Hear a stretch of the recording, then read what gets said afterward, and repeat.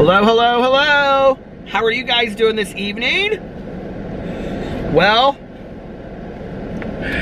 I'm sitting in a parking lot and I'm reading comments from the vlog. And I was texting with my good Judy Valerie, whose birthday was yesterday. So, happy birthday to you. Happy birthday, Valerini, I love you. That's like the mega mix. Happy birthday, Valerini. I hope you had the best birthday ever. I already texted you that like 50 times. And I love you very, very much. Okay. So I was going to read through some of these comments. You guys, my glasses are at home. So I have no reading glasses. Do I actually have my reading glasses in my... What did I just spill over there? Something just went over there. You guys, not happy. Can you see? I am out of the lip gloss. Do you see that? That very bottom there, that's what I have. I'm so upset about it. And they're out of order. So, like, I think they're out of stock. He said he's gonna restock it soon. I'm literally gonna buy like 5 or 6 of these when they come out. I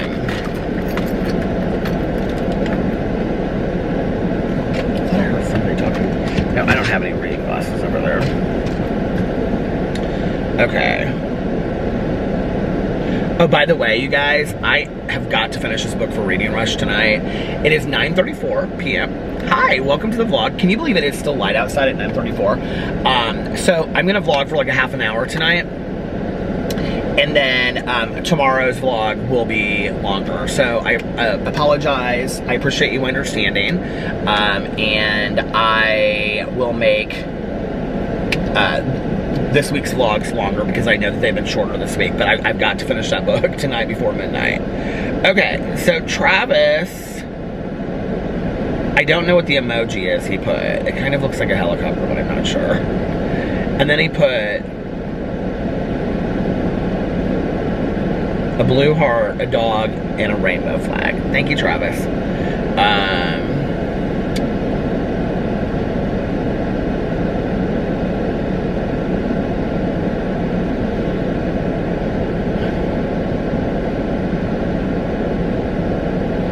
Olivia said, I scream laughed when you said you look like the mayor of Whoville.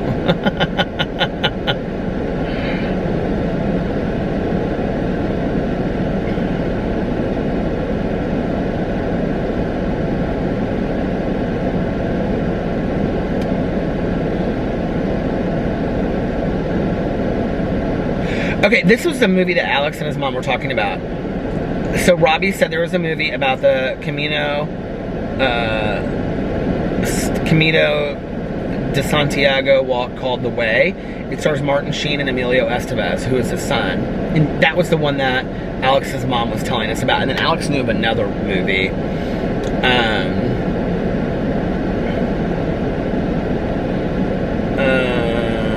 Honest, somebody said, so you just wake up at 2 a.m. to vlog, or you're going to work? Yes.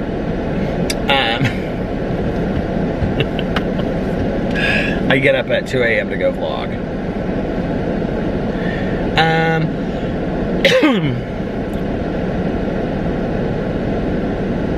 Robin said, my day was a perfect example of your outro. Thanks for the inspiration. Oh, I love that. Thank you so much. Oh, he must have, okay, Travis must have used a book emoji. Is that a book emoji? Because somebody down here put book emojis, and I just remembered I said to put book emojis. You guys, I really cannot read these tonight. This is so bad. I need my reading glasses.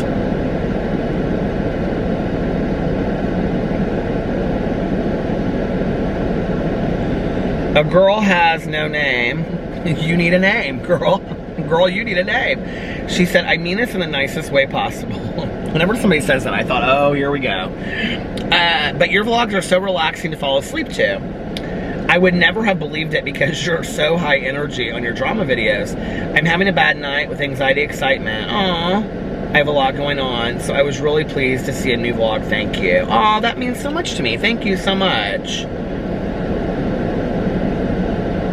And I hope things start getting a little bit better for you.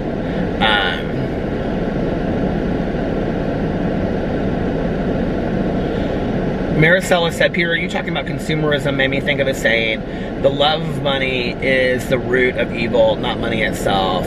You know, like last night when I was talking, I got like off my vlog and I thought, I hope that doesn't come across as like extremely lecturing. Like that's not, I didn't mean it in any way to be that way. I mean, I was sitting there basically like having a conversation with myself, if that makes sense, you know?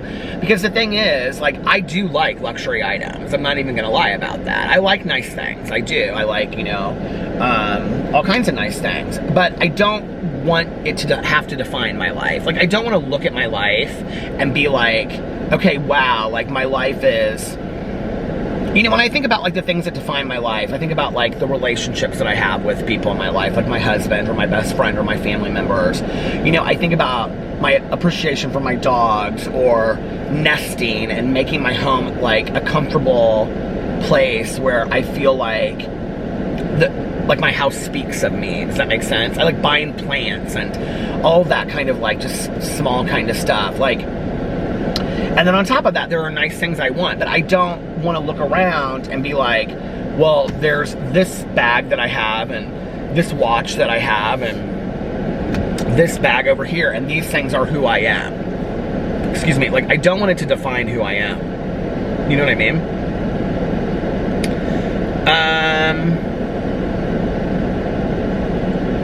Jen Talks Books said 100% agree about foul play. I need to go watch it now.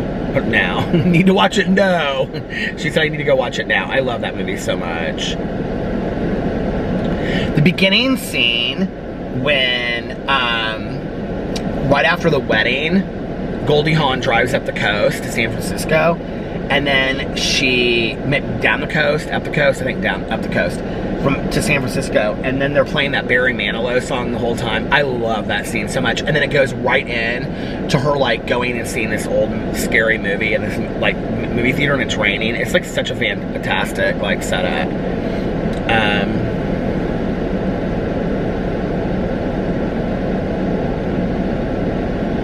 Oh my god, I love this so much.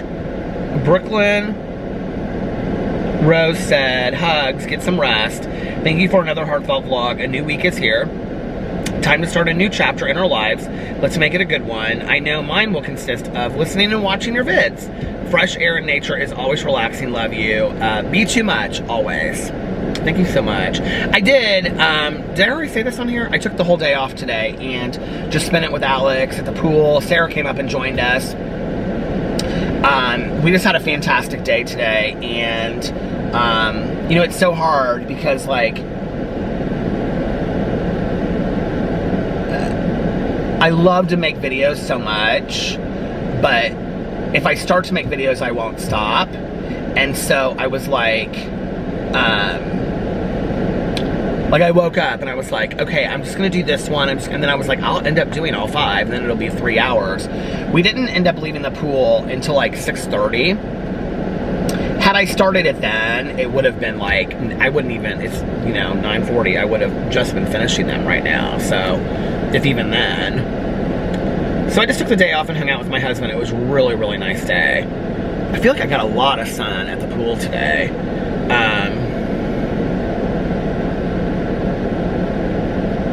Isabella said, the guy vomiting out the window, you could see in your eyes you are so relieved for sobriety. That's interesting that you say that. Like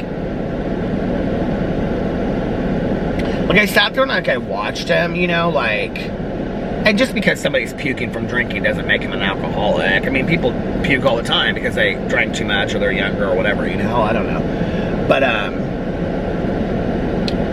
the older people vomit from drinking too. It's not just a youth thing.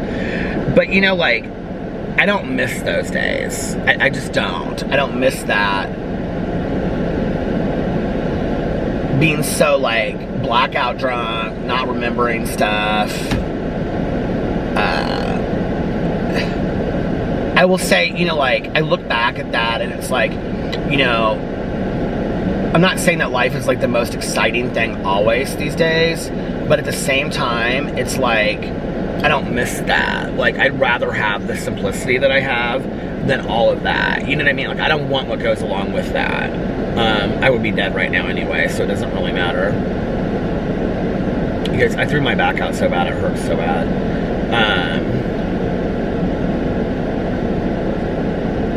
Lisa said 5:40. I believe it's the Camino de Santiago. I am doing it this in the fall. Oh my God, congratulations.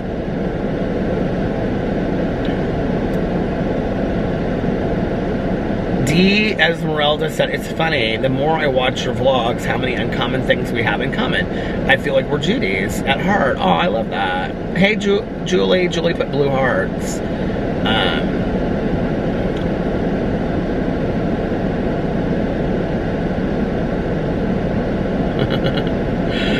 Melissa said, every time Peter says, I'm going to cry if I want to, I start singing, it's my party and I'll cry if I want to.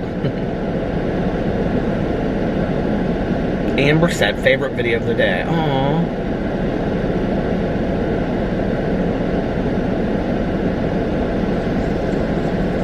I'm like having such a hard time reading these comments, you guys, about my reading glasses.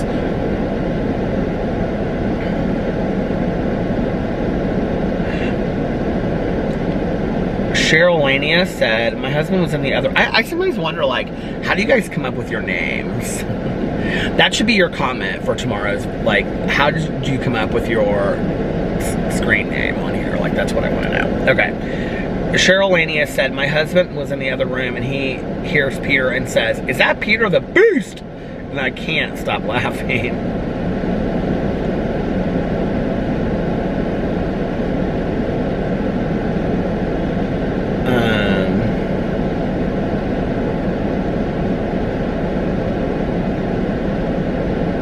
Lo said, I know you've been getting this a lot, but I just noticed I was unsubscribed from your vlog channel. It makes me mad. But thank you for letting me know. So many people are getting unsubscribed to all of my channels. It kind of turned around for a little while, and now it's happening again.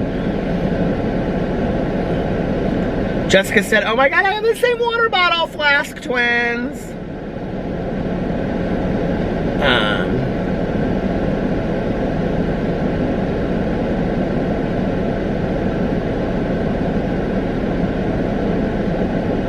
So many people on here commenting about that walk. Melissa said, your mother-in-law is going to walk the Camino. I was planning to walk it last year, but it didn't work out. Everyone walks for their own reason, but it can be a very spiritual experience. I'd still like to do it someday. She's really excited about doing it. She was supposed to do it last year as well.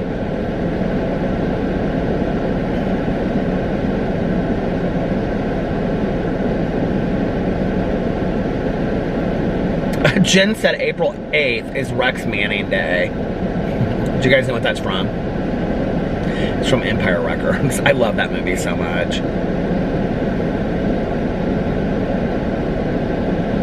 Sean said, Boo Radley and Tucker are the cutest pups. I miss your bachelor weekend vlogs because you were always relaxed around the house and speaking voices for the dogs, especially Boo.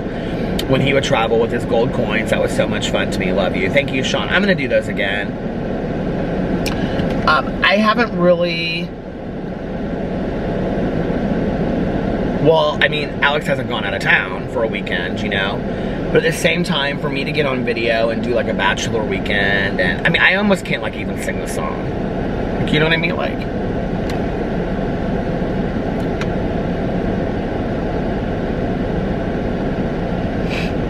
some days I just forget that he's even gone yet, you know?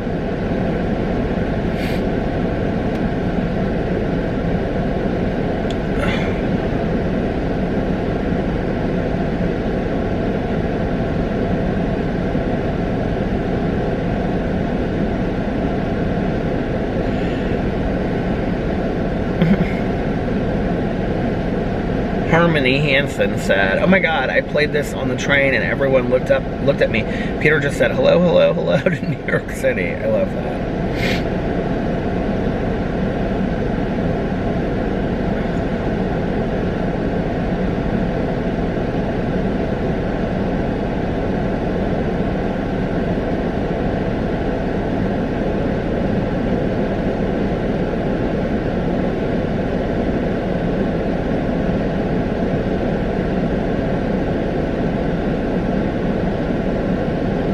There's like a lot that are just like blue hearts and stuff. Hold on, I'm like, you guys, I'm like having such a hard time reading these without my reading glasses because I read everything with reading glasses anymore.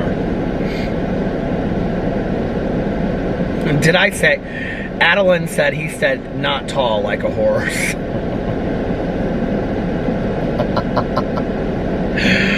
Kim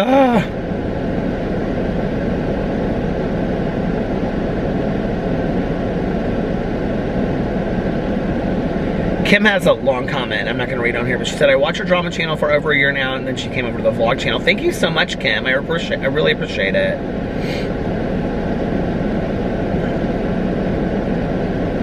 Felicia, hey Felicia, said coyotes in Indy. I live near Central State, and we had a coyote walk down our sidewalk during the day last week. Where do you live by Central State? Look at the star outside. Oh, that's so pretty. Did they turn those into condos? I heard that Central State was, back in the day we would have called it an insane asylum. It's really sad what happened. So, Central State closed, like, probably like a year or two before I started graduate school. I don't know, I should look on here and see. Hold on a second. Sometime around that time. When because I can remember we talked about it as like class study. Central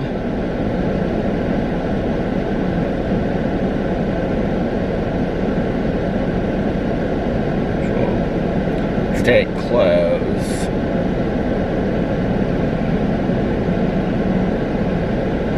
Okay. Central State Hospital, formerly named the Indiana Hospital for the Insane, until it closed in 1994. So, long-standing rumors of patient abuse and a move towards community-based care for the mentally ill. So it closed in 1994, it closed in September of 1994, which was literally like 2 months before I got sober. So then I started graduate school.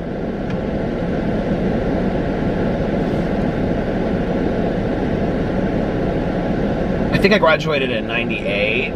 So I would have started in 96. So I would have started 2 years later. Here, I'll start driving. Did I already say I'm not going to vlog for a long time tonight because I want to, I have got to get this book done for the reading rush, and then the rest of the week, I'm like not remembering like what I talked about on this vlog at all.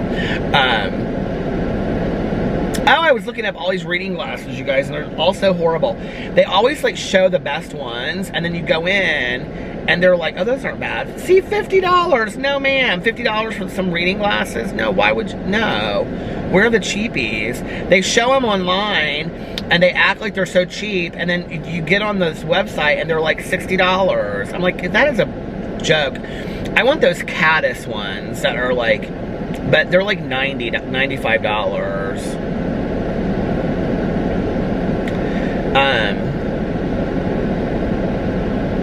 Mel is now texting me. I'm gonna ask her if she's seen Fear City because she's obsessed with the mob.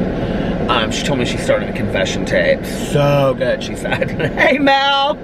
I'm gonna see if she started Fear City because Fear City is supposed to be about the mob in New York City, and if she doesn't know it's on there, she's gonna go crazy on Netflix.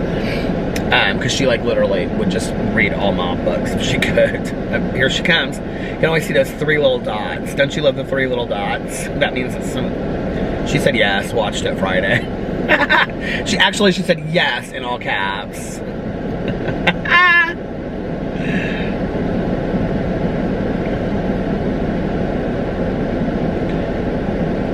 Okay, so let me tell you about Central State Hospital. Okay, so Central State Hospital is actually a huge hospital, okay? I think it's off of East Washington Street. No, West, would it be West Washington Street? Off of Washington Street, I think. Over by, like, the Indiana University, Purdue University campus, kind of, but it's, like, way off there. And, it's this huge campus that they had, and it was, like, fenced in. And it was like a hospital for the mentally ill. I mean, it was an insane asylum. They closed down because they were supposedly like patient, like what it said on there, you know? And if I remember correctly though, like it like closed down like really quick. Is that thing like following me in the mirror? Like, that's really weird, isn't it? Okay. But like, if I remember, it closed down in like 3 months or 6 months or something like that. I mean, it was really short the way that it closed down. And there were not enough resources and group homes in Indianapolis to place all of these people, okay? So, you have an insane asylum that basically they just walked away from, that they left everything, a lot of it inside, because I know from people that went in there and did like ghost hunts and that kind of stuff. Well, I guess I'm not gonna be able to come back down this way. That there were, like, you would go in there and it would be like one of those ghost hunting hospitals. Like, it was like that, right? And there were people in there. There were like people squatting, and it was like real scary in there. There was like people that were chanting, and like, it was like, apparently you would run into a lot of people that had mental illnesses, right? Well, I can remember at first hearing it and it closing down and it just being like real scary, and like people would dare each other to like go in there for like a weekend and stay overnight, you know, and whatever, and do like ghost hunting and whatever. Well, I didn't really understand it, but when I was in graduate school, like, in one of my classes we were talking about it, and it totally made so much sense to me, and it was really sad what happened. So what happened was Central State Hospital closed down, okay? And they were unable to place all of the people that were in the hospital. So like, I heard that like a quarter to a third of the people were basically just homeless, okay? And the ones that were, a lot of the ones that were placed left their group homes because they had been in like this lockdown facility. I mean, they couldn't like, to go from a lockdown facility when, let's say, you have like severe mental health issues that you have got to be hospitalized for, like you've never, like these were people that had been in this hospital for like 30 and 40 years. Like they had no clue how to survive on their own, and then all of a sudden you put them into a group home where they're like, it's like a halfway house environment. So they would just leave and then they would get lost and they had no idea where they would go. Where do you think they would go? They went back to the only place they knew, which was Central State Hospital. So then what you had was, in the middle of winter, okay, with no heat, you had all of these severely mentally ill people, not tons, but let's say 20 or 30, right? Severely mentally ill people squatting in Central State Hospital trying to survive, and people coming in there and messing with them, okay, first of all, and like beating them up and stuff like that. It just breaks my heart. Like, I look at it in a completely different way now. And before I looked at it as a scary hospital. I mean, I can remember driving by there, and when we were in high school, we'd like drive by there and be like, you know, scared, like, oh my God, it's Central State Hospital. It was always like the hospital, like, you know, in Halloween with Dr. Loomis. Do you see what a beautiful night it is? I mean, this is just unbelievable. It's so beautiful in Indiana in the summer. But after that, I just looked at it in a completely different way. And then,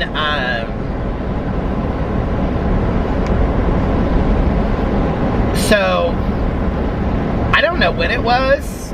It was just shut down for a long time. And then, like, you weren't allowed to go in there. And then there were, like, police that just, like, sat outside for a long time because it was condemned. Then it was condemned. And then I think they turned them into condos. And I can't remember when it was that I drove by there. And I was like, is that Central State Hospital? Like, it didn't even look like the same place. I couldn't believe it. They turned them into condos or apartments or something. They're gorgeous now. And I just was like, oh my God, that's unbelievable. So yeah, so that's what happened. And so sad though, you know. Indianapolis, we have one men's shelter in Indianapolis, homeless shelter called the Wheeler Mission. And we have like a few places for women, but they're not like as well known as, like, it's like, we don't have great social services, and we don't have great like services for the homeless or for mental health in Indianapolis. I mean, in the United States, mental health services are lacking anyway, especially low cost and affordable mental health services. which is most often the most needed, you know, just, it makes me so sad. You know that, and if you can get into a psychiatrist today, let's say, I don't know now with like COVID, but before that, you know, it would be a 3-month waiting list. And most insurance companies didn't cover psych evals, and you're talking $300 to $400. That's not talk therapy, that's a psych eval.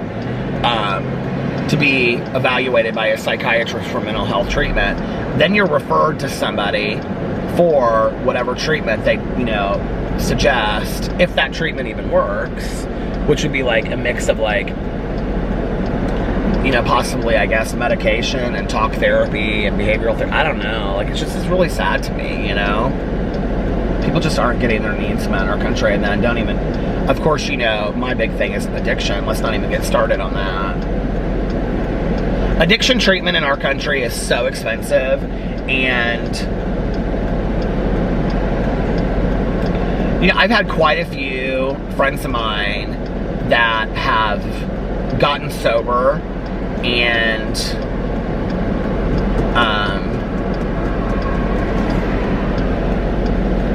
remained sober on Suboxone. There's a lot of people that don't believe that Suboxone, if you're on Suboxone, that you're not sober. You know, at this point, there was a point when I felt similar to that, but I think at this point, I just want people to stay alive. I could care less at what expense. You know, let's just keep people alive. You know, people are dropping of opioid and heroin overdoses left and right. I don't really care what it takes anymore, but like, when Suboxone, which is the pharmaceutical name of it is buprenorphine, when it came out, like, you know, you had to work with a doctor, and you would get like 3 days dose, and this truck is so pissed. I'm like, we literally just turned. That's a Jeep Cherokee, by the way. And you would get like a 3 days dose, right? And then you would have to go to 12-step meetings, and you would have to be randomly drug screened, and there was like all of these things that you had to do.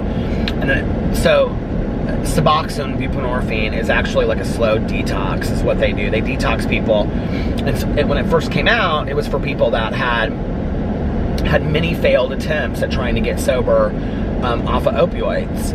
So like, if you had gone into treatment 4 or 5 times for opioids, or tried 12-step programs, you just couldn't do it. It was kind of like a last effort. And so what they would do is, it was a slow form of like withdrawal detox, over a long period of time, like an outpatient detox. So you would be like in an outpatient program, you would go to 12-step meetings, you know, you would do all these kinds of things. Well, then what happened was that in Europe, they were using Suboxone for all kinds of things, like depression and anxiety and all these pain management, lots of pain management. And so then, do you hear this Jeep Cherokee? Like, he is not having it. So then in the United States, what happened is we started having a lot of doctors that were using Suboxone for all kinds of stuff, and just literally like prescribing it left and right. Well, then what we had was, we had people that were on it, and of course all of this is just my experience with it, just so you know, okay? Just my personal experience with friends and stuff like that. But anyway, so then we had all of these people that were on Suboxone, but they weren't going to 12-step meetings, or they weren't in, you know, outpatient programs, or they weren't in counseling and things like that. Well, it's very similar to like the methadone clinics, that like what happens is, there's actually an HBO movie from the 80s, and it's called Methadonia, and it's fantastic if you've never seen it. And what it shows is the profit building of methadone clinics. And then if you're on methadone and you go to a methadone, it's harder to get off methadone. I had a doctor tell me this. It's harder to get off methadone than it is to get off of heroin itself, right? So you go in a methadone clinic, and you're paying, what is it? I think back in the, I don't know what it is anymore, it was $15, I think, a day to get your methadone. But you're having people survive. They weren't dying, you know, but they were manipulating it. They were taking a little bit of this, and they were nodding off and all this kind of stuff. And, but they were surviving. They weren't dying, which was a huge deal. So then we had all these people that were you know, on Suboxone, but they weren't getting the appropriate wraparound stuff with that. It stopped. So then what we started seeing, like, in 12-step programs, and this is where I started seeing a lot of friends of mine die, was you would see people manipulating it. And so what they would do is, you know, like Thursday, Friday, Saturday, they would, like, you know, eat pills or, you know, like shoot dope or whatever. And then, like, Monday through the weekend, they would take Suboxone that they could buy on the street, because then it had street value. That it wouldn't necessarily get them high, or like Subutex too. It wouldn't get them high, but it would help them. It was maintenance. Like, they could get through the week until the weekend. So then what you had were these people that were going through these, like, I don't know, like, then we started seeing people just dying left and right, and not necessarily because of Suboxone, but, like, it's scary, you guys. It's just so scary. And then, you know, what happened was we started hearing so much about that, and it's like every 9 minutes in the United States somebody dies from an opioid overdose, and it's the United States of addiction, and we start talking about all this kind of stuff, you know. And it's like, you know, like, okay, my friend Lori, who lost both of her sons to heroin overdoses, you know, she found one son. She's been on my vlog before. She found one son and her husband found the other son. I now know, like, 4 or 5 people. I now know, like, 4 or 5 women who have, like, lost each of them. And all of them look like suburban housewives, okay? Good mothers. They didn't do anything wrong when they were, I mean, they were good mothers, you know? And all of them have lost, like, every child to addiction. Like, this is a problem that we need to be talking about. We need to be talking and not be afraid and not be ashamed to talk about our family members and our friends that are suffering from mental health and addiction issues. We have got to talk about it and not be afraid of it. You know, that's why I talk about my addiction. That's why I talk about, you know, my friends in sobriety and how much I get from them. And that's why I talk about the fact that everything I have is a result of my sobriety, because I want people to see this could be you too, right? And listen, some of my friends have completely repaired their lives in the matter of like a year or two. Like, they're not 25 and a half years sober. They're 2 years sober, and you should see what their lives look like now. They have their relationships with their kids back. Hell, some of my friends have gotten their kids back. Some of my kids 2 years ago, there was no way they were ever going to be in any kind of shape or form to take care of their kids. And now they're like sitting down with their kids, doing their school with them every single day in e-learning, you know, and they're like making 3 meals a day for them. And they're like, you know, that can be your life. You know, and if you're suffering out there from like depression, or you're suffering out there from anxiety, and like, you know, we have these catchphrase psych diagnoses today, like bipolar disorder and, you know, Asperger's and, you know, depression and anxiety. But these are very real clinical diagnoses. And that's why, like, I always try to steer away. If you notice, like, on my channel, like, I'll say, like, I was sad today, but like when we throw that word around, depressed, like, I really, if I've said it, like, I really try not to, because that is a clinical diagnosis, and I really try to stay away from that as like defining how I feel for the day. You know, like, I think it's completely fine. People use it all the time, like, how you doing today? I'm just kind of down and depressed today. You know, like, but we throw that word around.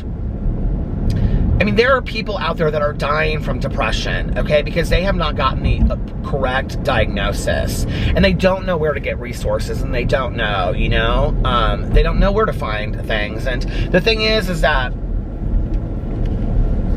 like, you know, it's hard when you, like, on a video, want to like link resources below, and I think that's great. You know, like, I think the Trevor Project for like LGBTQIA plus youth is fantastic.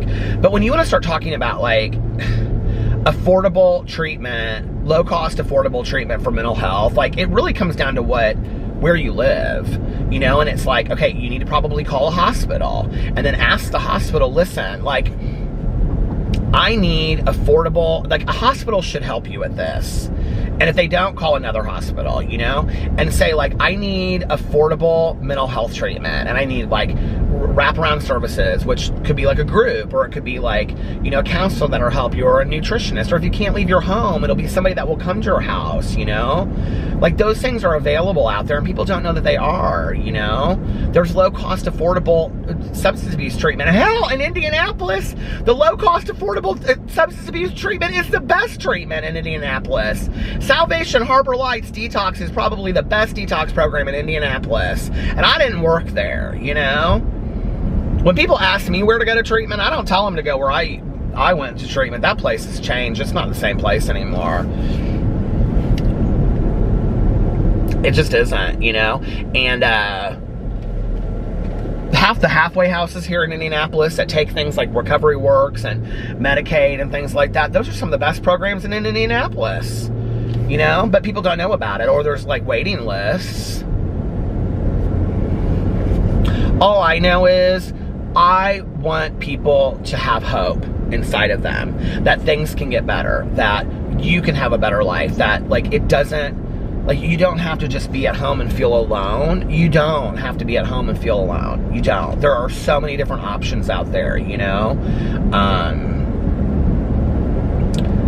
And you know, it's like I had a friend of mine come to me, this was a couple years ago, and, you know, because I'm a Puritan when it comes to sobriety. So this is kind of why I was getting into the whole thing with Suboxone. So for those of you that know, like, I'm a Puritan, right? Like, I don't take over-the-counter medication, blah, blah, blah, blah, whatever, okay? So she knew that about me, and she said, and that was a personal decision I made, okay? I mean, there's people... Hell, there's people in 12-step programs that smoke marijuana and they justify it. That's not my place to say what they do. They should do what works for them. I don't know what works for them, but that don't work for me. So anyway, but she knew like how hardcore I was about it. And she knew that most of my friends, like Tanya and my sponsor and my 3 closest friends in sobriety, were all, I mean, like the majority of the people that I know in sobriety are pretty much Puritans. Like, that's what I was taught. You don't take things that are mood altering. So, which I'll tell you, there are some people out there too, I'm not this person, that will say like caffeine and nicotine are the same thing, like they're mood altering. There's people out there like that. I remember when I was working in treatment back in the day, I was working with this nurse. She would run these marathons. She was, I don't think I've ever talked about her. I don't even remember. She worked there for about 6 months and left. But anyway, she was always on me about something, questioning me, like always like, so what do you think about this? Don't you hate when people like ask you what you think about something and you tell them and then they go, well, really? And then they want to question it. It's like, well, why did you even ask me to begin with, right? So she said something to me about like, how long have you been sober? And I can't remember how long I've been sober at the time, but not long. Like I was like, it was early in my working there, so probably 4 or 5 years. And I had like, in my hand, like I was going out for like a break, and I had like a pack of cigarettes, and I had like a cup of coffee in my hand. And she goes, oh, are you going out for a break? And I said, yeah. And she goes, so you still drink coffee and smoke cigarettes? And I said, yeah. And she goes, so you're still in active addiction? I almost wanted to hit her. I was like, what? No, Tati, no. I was like, what is that? I was like, okay. If you watch my Peterisms video the other day, that would be an example of when people talk to you away and you allow them to talk. I should never have allowed her to talk to me that way. I should have said to her, get out of my face. But anyway, a couple years ago, I used to be really hardcore about it. So like with Suboxone, I struggled at first. You know, I was like, well, if people are on Suboxone, is that sober? I don't know. Like, I'm not anybody to tell somebody that they're not sober. You know, if they want to, listen, if they want to smoke pot every single day and say they're sober, that's their business. It's not mine. If they want to eat pills and whatever, and they want to say they're a person in sobriety, hey, that's their business, not mine. It is not my place, and you will never hear me say somebody's not sober. Do I worry about them? Hell yeah, okay? Because I don't know how that works, but it wouldn't work for me. But if that's what works for them, that's their business. That's how I feel about it. But I had a very good friend of mine, and she knew how hardcore I was about it, and she was early in sobriety. And she had not done well at her attempts at treatment. And she was a heroin addict. So her doctor recommended that she be on Suboxone. Well, it was at a point where it was like, she was like, she had been on it for a little while, and she asked me, she was like, do you consider me sober? I'll never forget this conversation. And I looked at her, and I mean to tell you, like, it completely changed everything and how I felt about it. And I looked at her, and I'll never forget this. I remember we were standing outside, and she looked at me, and she goes, you know, I've been on Suboxone for like, I don't know what it had been like that time, 3-6 months, something like that. Which is actually a really short time for being on it. And she said, do you consider me sober? And she said, because, you know, your opinion matters to me. And I remember like at first I said, no, I said, it doesn't matter what I think. And then she said, no, I really want to know, do you consider me sober? And I looked at her and I said, I consider you alive, you know. And but for the grace of God today, you have not picked up to mute something in your life, and you're still here, and you still have a fighting chance, and she's still here today, you know? So I don't really care anymore how we define it. I don't. I just want people alive. I'm losing people. It makes me sad. I swear to God, if I lose one more person, like, it's like such a double-edged sword too, because addiction has given me everything that I have in my entire life. Like, if it wasn't for me being an addict and an alcoholic, I wouldn't be sober today. I wouldn't have everything that I have. But at the same time, it's taken so many dear people from me, you know? And so I think if they have to be on Suboxone for the rest of their life, who gives a shit? Let them be on Suboxone for the rest of their life, as long as they're here and they're alive, you know? If they have to smoke pot, but that's going to keep them off of something, I mean, and I'm not condoning that, but if that's what works for them, and it's going to keep them from using anything that's going to kill themselves, okay. I just don't want people to die anymore, you know?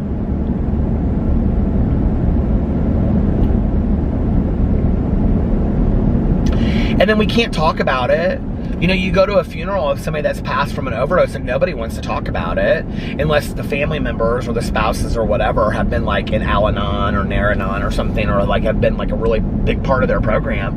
It's like the shame, you know? And so nobody can talk about it. And it just goes on and on and on and on and on. And we've got to stop being afraid to talk about it. We've got to stop acting like it's not going on out there, you know?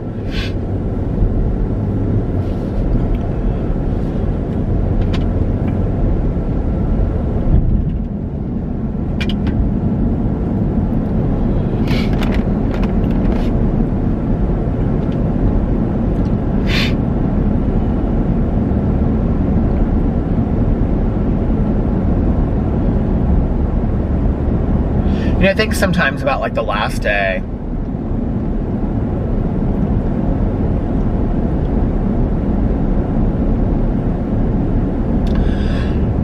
What's funny is I don't remember the last day before the last day, if that makes sense. Like, I don't remember what I did. I don't remember what happened. I don't remember anything, you know? To this day, I still have to look up what day I got sober. I think it was on a Friday. I used to think it was a Sunday. I mean, I know it's the 17th of December of 1994, but like, I don't know what day of the week that was. I think it's a Friday. I used to think it was a Sunday because we would go to this Boing thing on Fridays or Sundays. That was this gay night at this club that was not a gay club in Indianapolis. And I know I was there the last night. That's why I thought that. But it must have been like, I think it was like Miss Gay Indiana, like a pageant or something that I was there for. But anyway,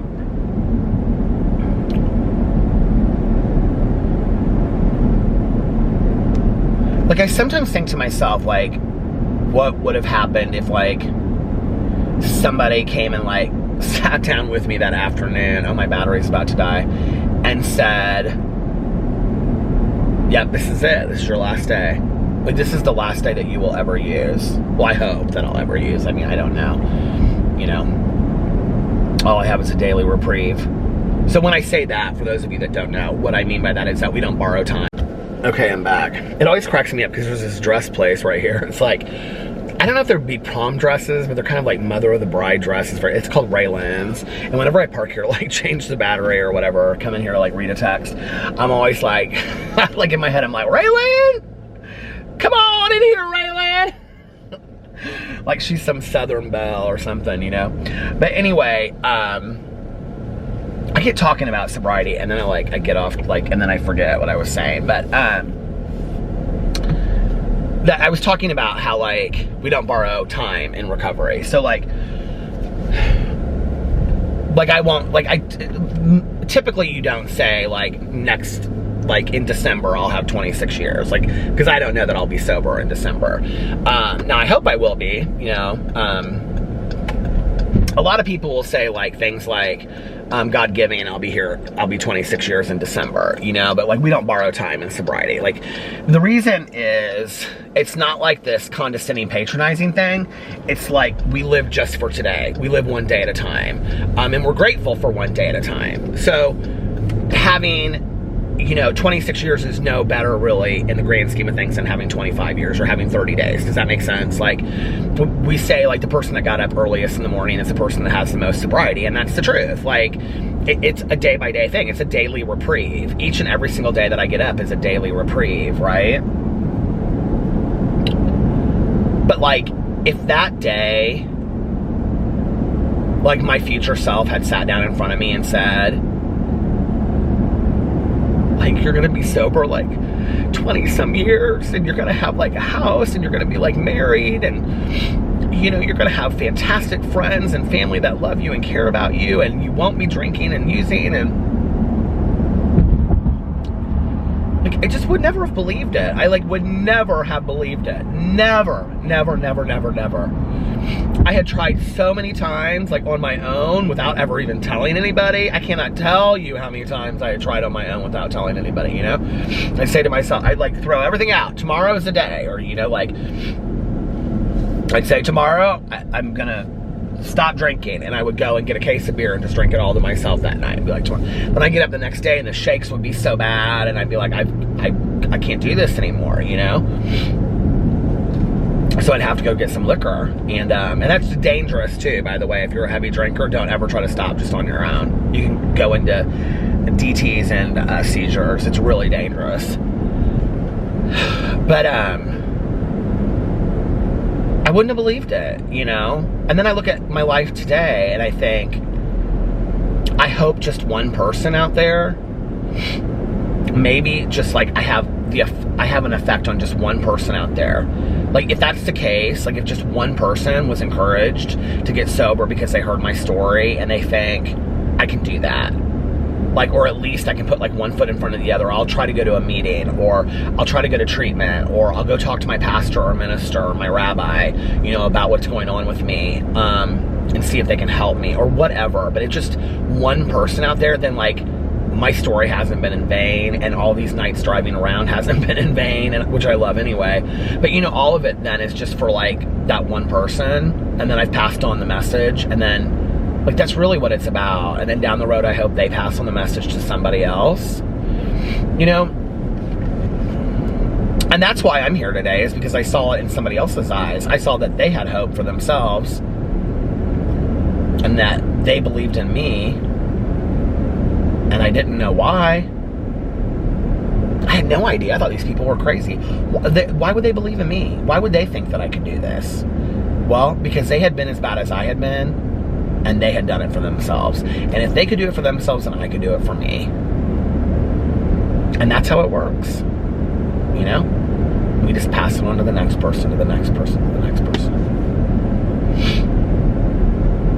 But don't ever give up hope. You know, and now we're seeing people come in getting sober at 60, 70, 80 years old. 80 years old, you know? And it's fantastic, and I love it. And I think, you know, here's somebody that has drank for longer than I've been alive, and they're not giving up hope on getting sober, and they're happy. They're so happy, you know, and you sit there and you listen to them, and they're like, I'm happier than I've ever been in my entire life, you know, and it just makes me cry, and it makes me think, like, there's so many people out there that I wish would get it, and I'm so blessed that I feel like I did. That's why I, still pray for the still suffering alcoholic and addict, because I want people out there to have that, I don't want any more people to die. We don't need one more person to die as a result of addiction to understand how serious it is. And and we don't talk enough about the deaths that are happening as a result of mental health, because there are a lot of deaths that are happening as a result of mental health. People are taking their lives. People are overdosing. People are it's so many things that are so scary as a result of mental health. But, we act like those are extreme cases. Those aren't extreme cases. Those are people that haven't gotten the help that they deserved and that they needed for quite some time. And I say deserved because I mean that. And there are people that are suffering every single day at home, and they just can't, to even pick up the phone sometimes. It's like, we say this in early sobriety, the phone is like weighs 400 pounds, to even just ask somebody for help is like so hard, So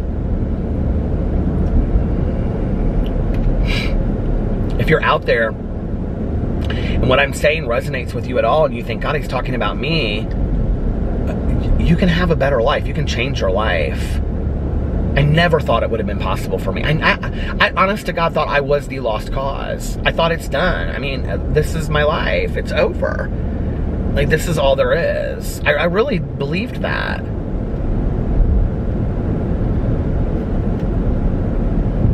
And I'm glad that I didn't buy into that. I'm glad that.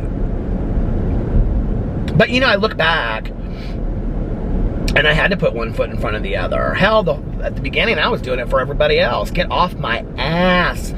I don't want to be sober. If I do, I wasn't doing it for me. I just wasn't. There would be a day here and there that I felt great, that I was doing it for me. And I'd have days in treatment. I felt so safe in treatment at the end, I didn't want to leave, but, because I was scared. I was scared that if I left, I was going to pick up and use. I really believed that. So,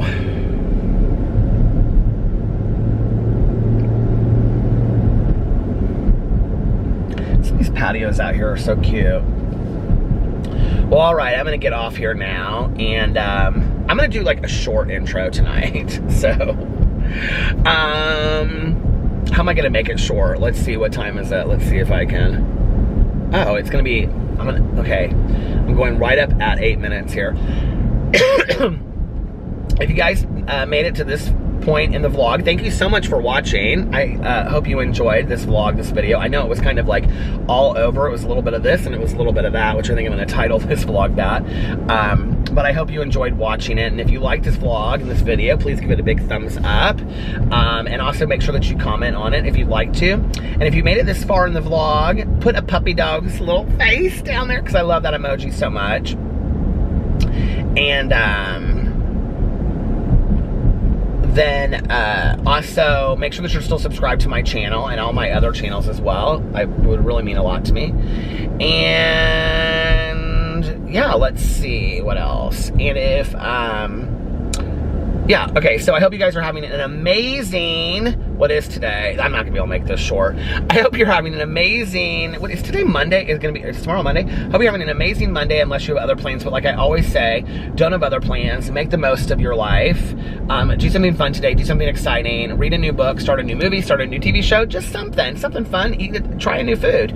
Go to the pool if you want, if you can. And yeah, do something, also do something that will make yourself proud when you look back on it tomorrow or the next day or the next week or next month or next year or 5 years from now or 10 years from now or 20 years from now or 50 years from now or 60 years from now or 69 years from now, family friendly, or 80 years from now or 88 years from now or 100 years from now or 110 years from now or 120 years from now.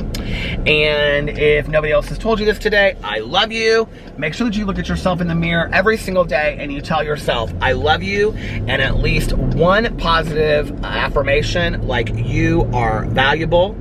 And every night before you go to bed, look at yourself in the mirror and say to yourself, I love you, and at least one positive affirmation, like you are valuable, or you are beautiful, or you are talented, or whatever you need to hear. And every night before you go to bed, say to yourself, tomorrow is going to be an amazing day. I'm going to be happy, joyous, and free all day tomorrow. I'm going to sing, I'm going to dance, I'm going to laugh, I'm going to cry if I want to, because it's my party, and I'll cry if I want to, Melissa. And I am going to hang out with friends and family if I can, and if I don't want to, or if I can't, then I'm going to spend some time alone and really get to know myself and enjoy that time alone with myself or my pets. And if I have to work, I'm going to do so with a smile on my face, and I'm going to really enjoy the day and you know, have the best day possible. And yeah, I'm just gonna have a fantastic day. And then I'm gonna have great opportunities come. What else? I'm gonna eat some great food, and I'm gonna do all the things that I love to do. And I know that I just like got in my head. So what did I say? If I have to work today, I'll do so with a smile on my face. I'll do the best work that I possibly can. And I was like in my head thinking about like, anyway, how I could shorten this. So also, let's see what else. I'm going to do all the things that I love to do. I'm going to do all my crafts and passions and loves of the world. I'm going to, what do you call it? I'm going to, shoot, I can't even think of what I was going to say. Needlepoint, crochet, read books, do coloring books, do all that kind of stuff that I love. And, yeah, I think that's it. And, I don't even know what I'm saying anymore. And yeah, and if I'm gonna have great opportunities come my way all day long, and I have positive experiences all day long, and if my day gets off track, well, then I can start my day over just like that. I can start my day over whenever I want. When you get up in the morning, say to yourself, today is going to be an amazing day. I'm gonna be happy, joyous, and free all day today. I'm gonna sing, I'm gonna dance, I'm gonna laugh, I'm gonna cry if I want to, because it's my party, Melissa. And I'm gonna eat great food. I'm gonna hang out with my friends and family if I can, or if I want to, and if I don't, then I'm gonna spend some time alone and really enjoy my time alone, or with my pets. If I have to work, I'm gonna do so with a smile on my face and do the best work that I possibly can. I'm also gonna like do all the things I love, like go to the pool and read and listen to audiobooks and eat some great food and relax and watch old episodes of Unsolved Mysteries. Whatever I love to do, I will do. And I'm gonna have great opportunities come my way all day long. I'm gonna have positive experiences all day long. And if my day gets off track, well, I can start my day over whenever I want. I can start my day over just like that. And most importantly, make sure that you reach out to somebody and let them know how much they mean to you. Just call somebody up and say, did you guys do it today? Did you call somebody up and talk to them for 15 minutes or half an hour? Call somebody up or text them and say, I just want to let you know I was thinking of you. Somebody random that you wouldn't normally do. Just out of the blue, just go through your phone and say, oh, this person, I haven't talked to them in a while, and text them and say, hey, I was just thinking of you. How are you? Trust me, it will mean a lot to them. And also, like I always say, practice random acts of kindness, but like I also always say, but don't tell anyone. Just do it because it's the nice thing to do. Just do it because it's the right thing to do. Put goodness and love and compassion and kindness out there in the world. And is that it? Yeah, I think that's it. And I love you guys so much. Thank you for watching, and thank you for understanding about doing shorter vlogs this week. And I will be back with longer vlogs this upcoming week, and I love you so much. And I will see you tomorrow. Bye. Love ya.